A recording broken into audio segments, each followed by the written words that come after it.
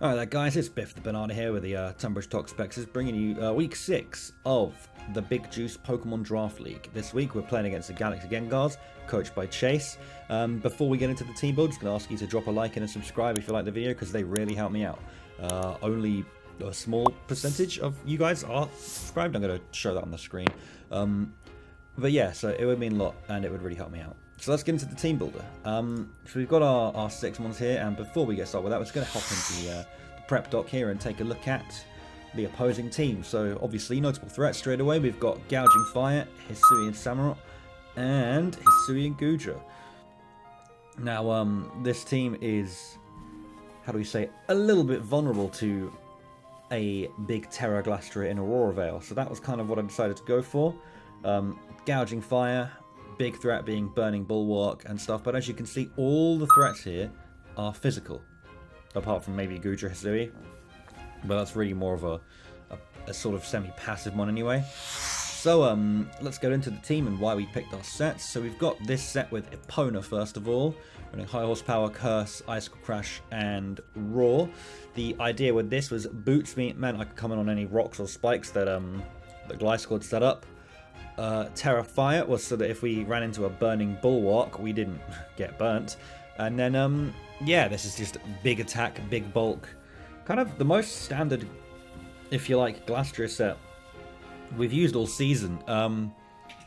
We're running just, yeah, max damage, and then Roar is just to stop a D-Dance suite from getting out of hand, really, from the gouging. But also, potentially, something I observed from my watching of Chase's replays is that he does like to bring Curse, Hisuian Gouging, so I brought Roar for that. And yeah, the stopping of setups and that sort of thing was sort of tantamount to my team's winning. But yeah, this is just High Horsepower, Curse, Ice Crash, Roar, Curse Glastrier. If you saw the game last week against B, it's a really, really strong bring. It was strong as well into the grass gym, although unfortunately didn't do too well. But next, we've got Broly. This week bringing an interesting set. We've speed crept, I want to say that's right, the Screamtail. And yeah, enough HP and enough defense to live, I believe, an Outrage or some such from the gouging and retaliate in kind with our own. We've gone for protective pads, again, just to stop the Burning Bulwark from burning our Pokemon.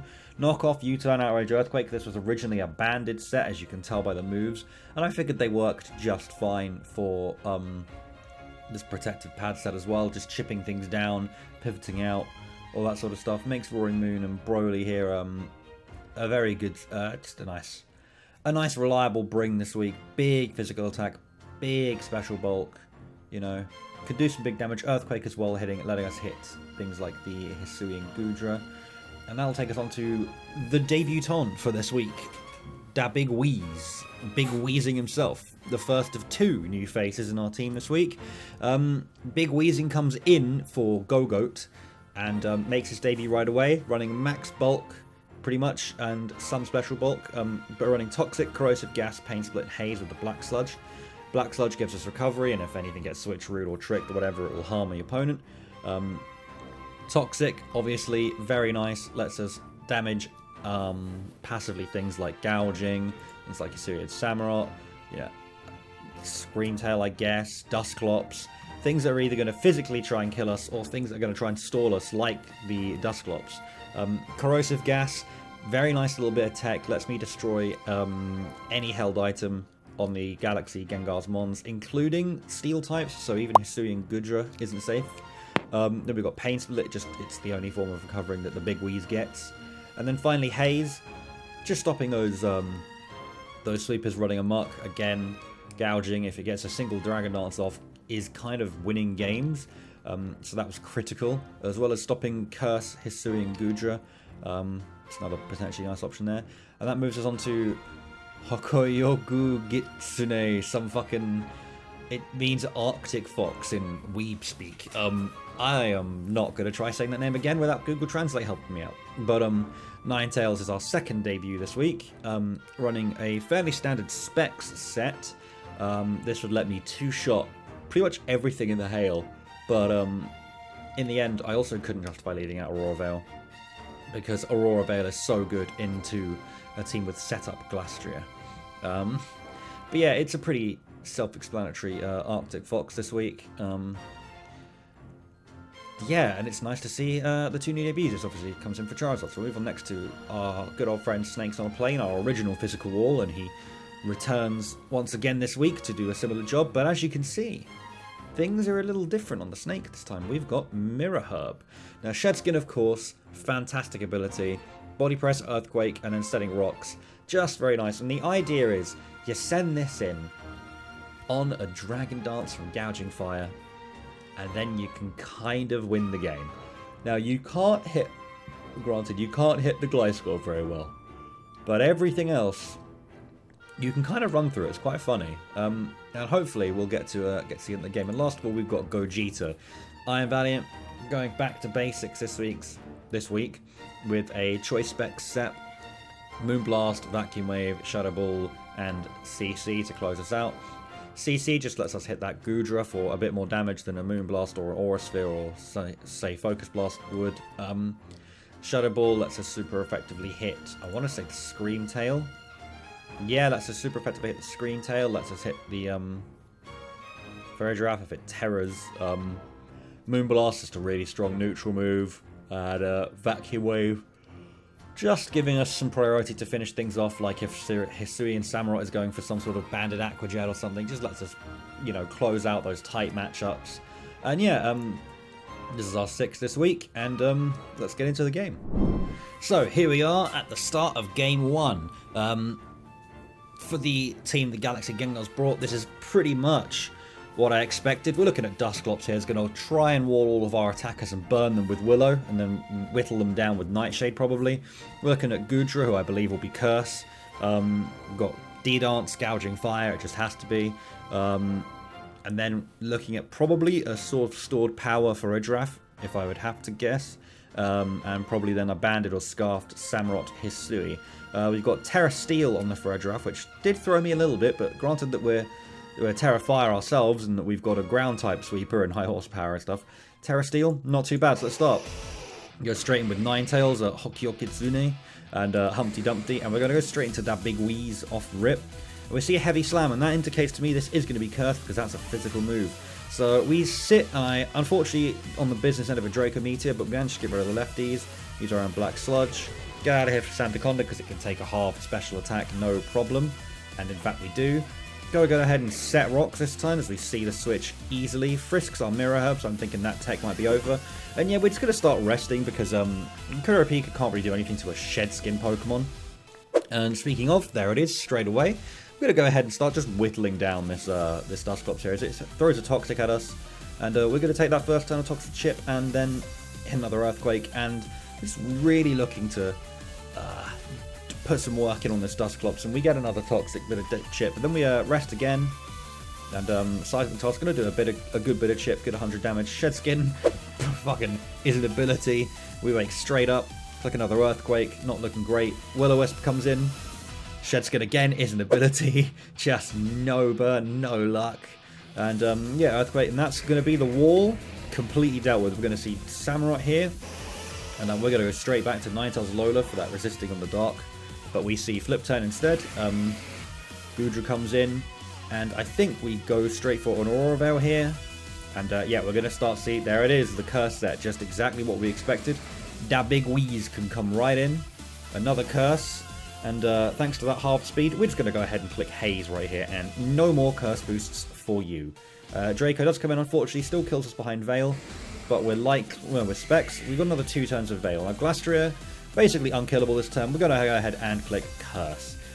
Curse Glastria behind the Veil is possibly the strongest thing in the world. Look at that, Terra Blast for 29%. And that's a special attack. Boom, dead. See you later. It's over. The game's done. The Veil goes down, it doesn't matter. Here comes Physical Goodra. Guess what? Heavy Slam? Don't care, mate. Whatever.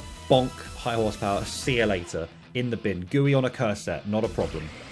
Another attack boost for Epona. Here comes Hisui and Samurott. We're going to see Sacred Sword, Fire-type Terror, and we do see Sacred Sword to ignore this defense boost. And we hit it with a big high horsepower. Fortunately, the crit didn't matter, although it does feel bad. And here comes Aku. Aku, Heat Crash. Doesn't matter. Does not matter. We are heavier than you, probably. If not, it'll be close. And this is just, it's just the end of the game. Another stomp for Epona. Boom. It's over. Absolutely unreal. Just so strong from Glastria there. We didn't even use, we didn't see Roaring Moon. We didn't see Iron Valiant. The two Paradoxes, the two big sweepers on our team. Not out. Not needed. Glastria barnstormed the whole game. So let's go straight into game 2. Can we repeat the trick and get another easy win? Screamtail's going to lead this time into Wheezing. That's a great lead for us. We're going to go ahead. I'm pretty sure we just corroded gas away the item, hoping it's leftovers. Bright Powder, I'm not sure it's allowed, but as you can see, the nice new sprite for Broly makes its debut. We hit a U-turn. Nice big super effective damage straight into Hokyo Kitsune. I'm going to name it something different next week. And the neutral Terra Blast doing an absolute ton of damage. And we go, I elect to Aurora Veil and let this go down here so I can get Glastria in the snow behind the Veil. We go straight for the Terra to resist, not taking 30%. And we can go straight for another Curse. And stop me if you've seen this before. Psyshock, though, gets a big crit. And that does change the direction of the game because I was going for another Curse. And that crit making a huge difference because that's physical defense. You see a Glastria, you see the second time there, taking 11%, much more like what it should have taken, but unfortunately, I was a bit confused by this, why he didn't go for Razor Shell or Aqua Cutter there. But yeah, we managed to take out the Samurott as well, but now we face the prospect of having to win without Glastria. And yeah, we pivot straight to Roaring Moon, get a nice bit of chip with U-turn, and pivot into Wheezing, anticipating a Fairy move, but we see Bulk Up. And this caught me very much out. This is a physical sweeping Screamtail set. Really not what you expect to see. So I'll go ahead and poison it. Knowing I can haze away the bulk up boosts. But instead we see Dusclops. And I'm pretty sure I still clicked haze, yeah. So my own defense at least has been reset to normal. And yeah, we go ahead and poison the Stormon. And he's going to click Poltergeist. And my Black Slide's going to hit me. A big crit. Again. But Wheezing is just so bulky. And we're going to start Pain Splitting. And just wearing down this Dusclops now. And I think we wear it right down to the brink. If I go ahead and speed up these next few turns. Yeah, we wear it right down with some Pain Splits. It's just a bit of stall gameplay. And we switch into Iron Valiant, and unfortunately, I do blunder a little with the Valiant here. So Valiant is in, and I think Moonblast will do plenty of damage, forgetting that this gets play rough. And Iron Valiant, unfortunately, 0-1. Really poor use of Valiant there from me. Real big flaw there. But we got to go ahead straight into Sandaconda since it's a physical wall.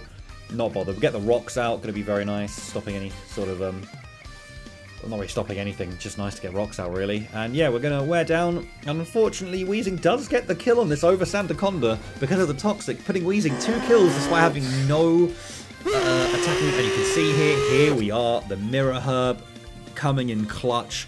Now, this was very fortunate that Chase clicked Earthquake and didn't have Flare Blitz, because Flare Blitz here wins him the game, frankly.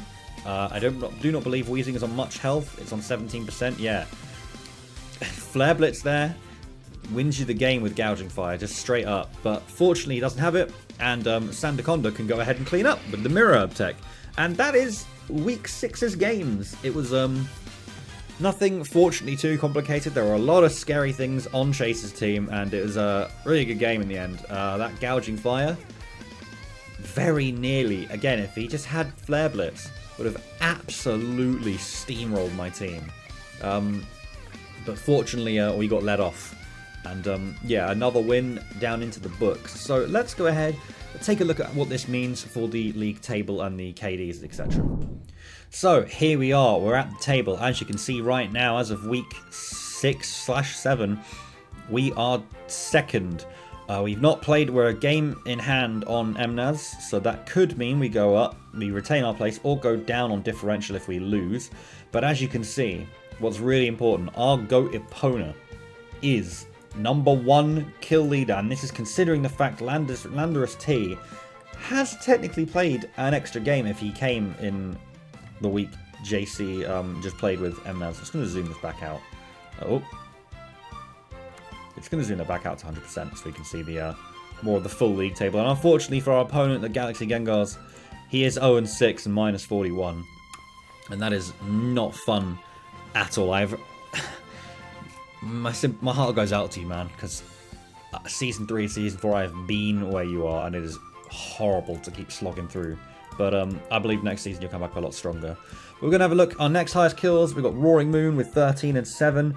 And unfortunately, the poor performance this week from me in regards to Valiant. Styx Valiant, still number 21. Still 12 and 6.